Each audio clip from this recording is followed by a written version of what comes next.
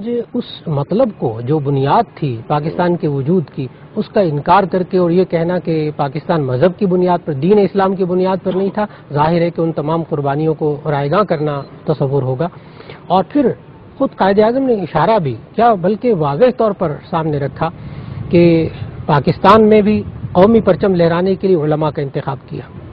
اور پھر ان کا تعلق علماء کے ساتھ، پھر اس کے ساتھ ساتھ انہوں نے مسلمانوں کے جو کلچر تھا اس کو، مسلمانوں کے کلچر کو نافذ کرنے کے لیے اس ملک کو حاصل کیا۔ لہذا سب سے اہم بات جو ہے وہ یہ ہے کہ آج قائد اعظم کے اصول، مسلم لیگ کے اصول، اور پھر اس وقت جو مسلمان علماء تھے انہوں نے جو پاکستان بنانے کی جو بنیادیں مہیا کی تھیں، آج ان کو نئی نسل کے سامنے رکھا جائے۔ آج نئی نسل کے سامنے وہ قربانیاں نہیں، کیوں کر اپنی جان قربان کی، ان کے سامنے کیا چیز تھی،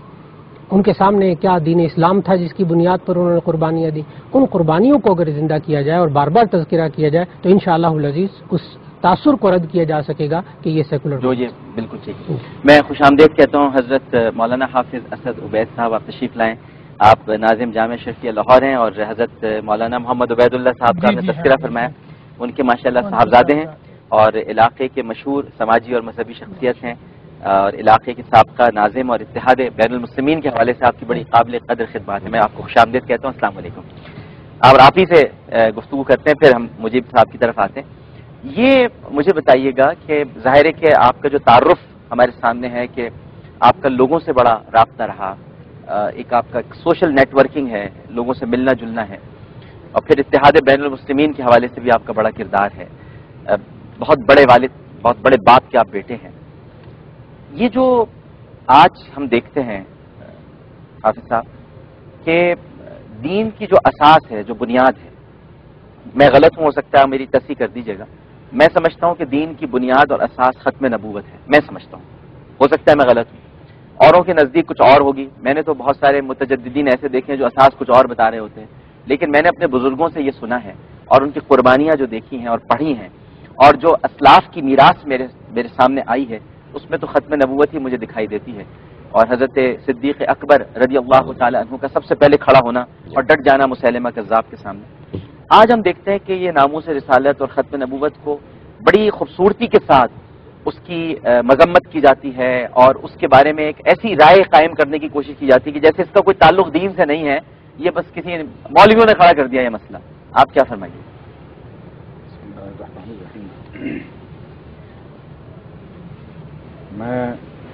مجھ سے پہلے حضرات یہاں تشریف فرما ہیں، یقیناً انہوں نے اس بات کی ہوگی،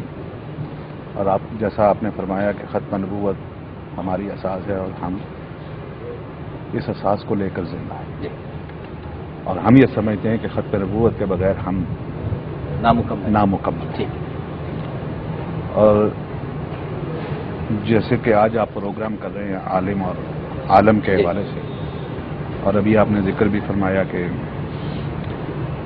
یہ لوگوں سے رابطہ ہے، اور یہ اسی سلسلے کی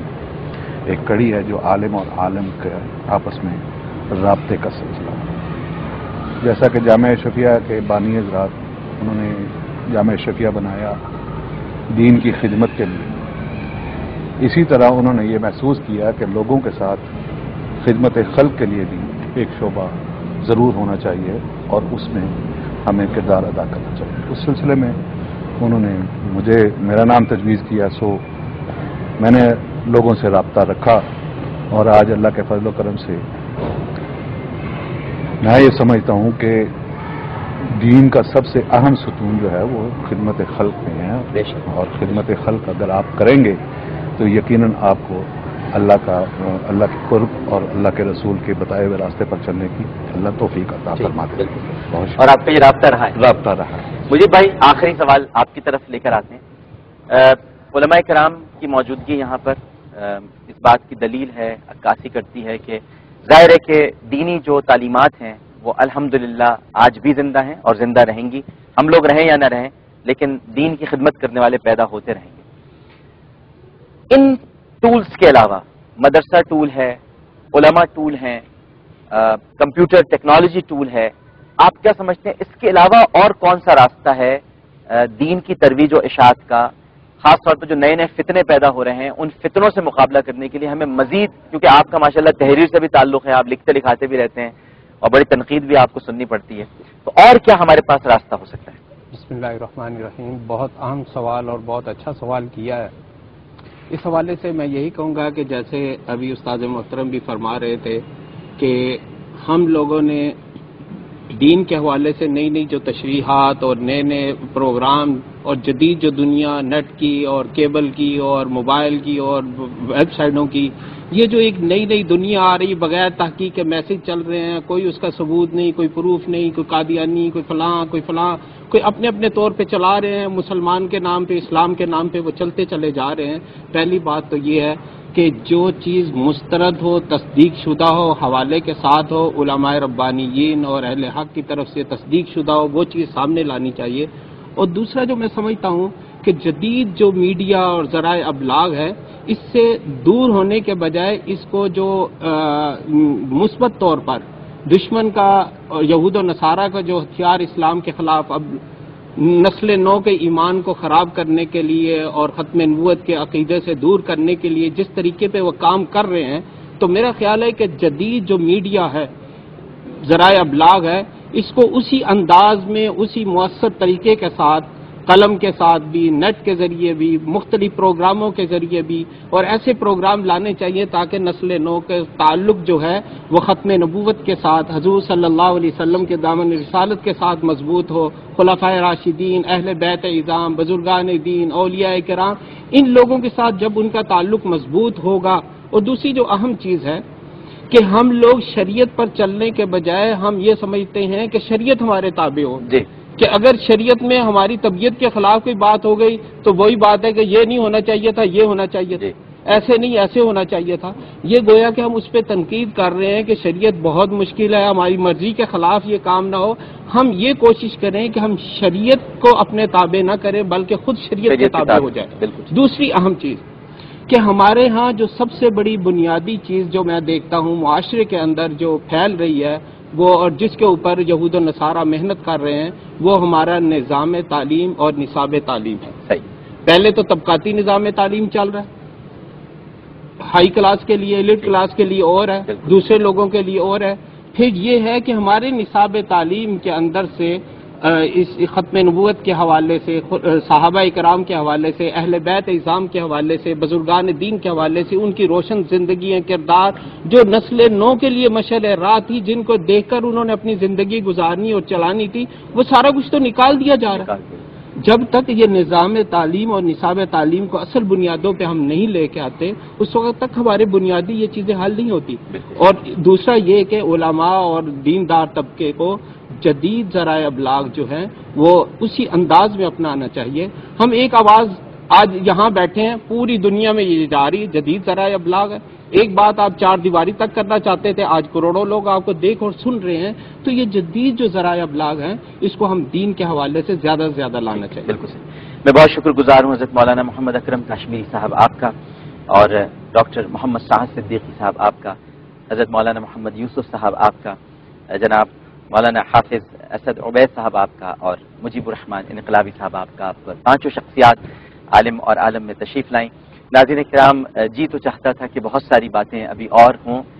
میں طفل مکتب ہوں، میں ان سب کے آگے چھوٹا سا بچہ ہوں اور ان کے قدموں کی خاک بھی نہیں ہوں، اور جی چاہتا تھا کہ بہت ساری باتیں ان سے سنوں، اپنی اصلاح کروں اور کچھ معلومات لے کر یہاں سے جاؤں. لیکن اب آنا ہو گیا ہے تو اب آنا جانا لگا رہے گا، اور یہ ان سے وعدہ لے کر جاؤں گا کہ میں آتا رہوں گا، ان کے پاس سیکھتا رہوں گا. مجھے بہت خوشی ہوئی ہے یہاں پر آ کے. اور مولانا محمد اکرم کاشمیری صاحب کا حکم تھا جب ہم ابھی تھوڑی دیر پہلے آفس میں بیٹھے تھے کہ بھئی آپ نعت ضرور سنائیے گا. اب ہمارے پاس صرف 1.5-2 منٹ بچے ہیں، لیکن مولانا صاحب کی خواہش کا احترام کرنا ہے، بزرگ ہیں. اور حضرت مولانا تقی عثمانی صاحب نے ایک بہت خوبصورت حمد لکھی تھی ناظرین کرام ملتزم پر، اس کے چند اشعار پیش کر رہا ہوں. اور پوری دنیا میں جہاں ہمارے یہ پروگرام دیکھا جا رہا ہے، سب سے گزارش ہے کہ ایک مرتبہ مل کر محبت سے درود شریف پڑھیں.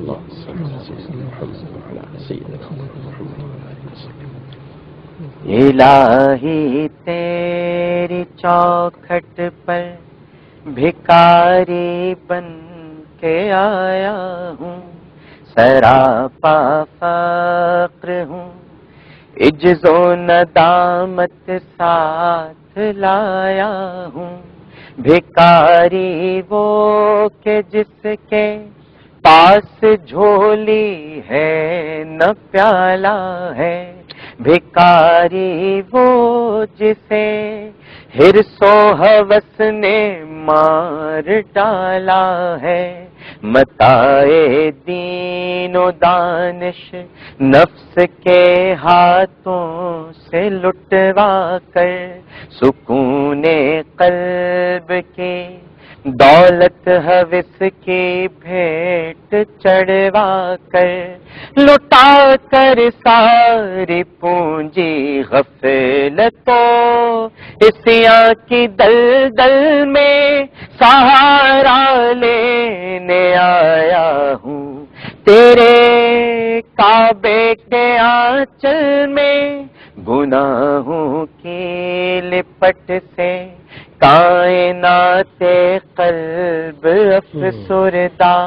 ارادے مزمحل ہمت شکستہ حوصلے مردہ، کہاں سے لاؤں طاقت دل کی سچی ترجمانی کی، کہ کس جنجال میں گزری ہے گھڑیاں زندگانی کی، خلاصہ یہ کہ بس جل بھن کے اپنی روح سے آہی سے، سراپا فقر بن کر اپنی حالت کی تباہی سے، تیرے دربار میں لایا ہوں اپنی اب زبوں حالی، تیری چوکھٹ کے لائق ہے عمل سے ہاتھ ہے خالی، الہی تیری چوکھٹ پر بھکاری بن کے آیا ہوں، بھکاری بن کے آیا ہوں، بھکاری بن کے آیا ہوں۔ اللهم صل على سيدنا ومولانا محمد وعلى آلہ وصحبہ وبارک وسلم وصلی علیہ۔ اس کے ساتھ ہی عالم اور عالم سے عامر لیاقت حسین کو اجازت دیجیے۔ پروگرام پیش کرتے ہوئے کوئی غلطی، کوئی سہو تو اپنے رب کے حضور معافی کا خواستگار اور توبہ کا طلبگار ہوں، اس اپنے پن کے ساتھ کہ اپنا بہت خیال رکھیے گا۔ اللہ حافظ۔ ڈاکٹر صاحب